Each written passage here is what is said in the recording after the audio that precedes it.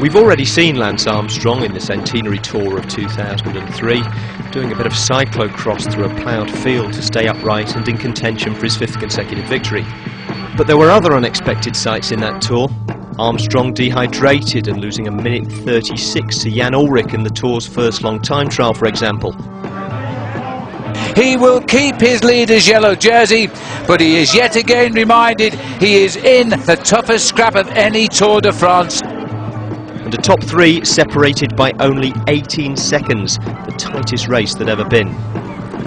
Armstrong was in the yellow jersey, but his lead over Ullrich was only 7 seconds going into the last day in the Pyrenees. Not enough to cover him in the event of a repeat performance in the final long time trial on the eve of Paris. So, even as leader, it was up to him to attack and gain time.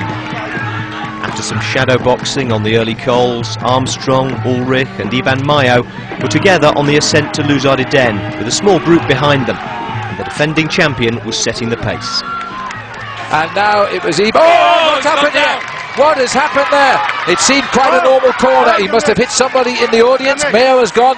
Now the situation. Remember the pair of sword when Ullrich crashed, Armstrong waited. But let's have a look at this now. It still is unclear here exactly what happened. What had happened was that Armstrong's brake lever had caught in the strap of a souvenir feed bag held by a young fan. Up ahead, Jan Ullrich had slowed, hostilities suspended until the race leader got back in the race, which wasn't as simple as just getting back on his bike. Oh, what is going on? There's a problem with his pedals. He has a problem with his pedals. This is what happened. I think his pedal may have broken. This happened. He didn't hit anybody.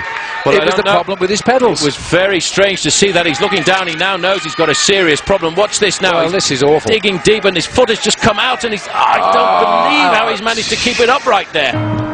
Armstrong's tour looked like it had been undermined by a strip of fabric held by a fan and his inability to secure his cleat. In fact, the fall had given him a massive surge of adrenaline, and once he'd rejoined the group that had slowed for him, he got some use out of it.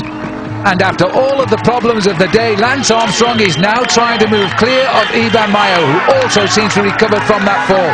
Lance Armstrong at the moment is really dancing on the pedals now. Well, look at this. On a day when Lance Armstrong could have lost the tour, he's going to win the stage now. As he punches the line, Lance Armstrong keeps yellow and increases his lead. Armstrong had extended his lead by 52 seconds after the most dramatic day's racing of the most dramatic tour for years. Scared the hell out of me.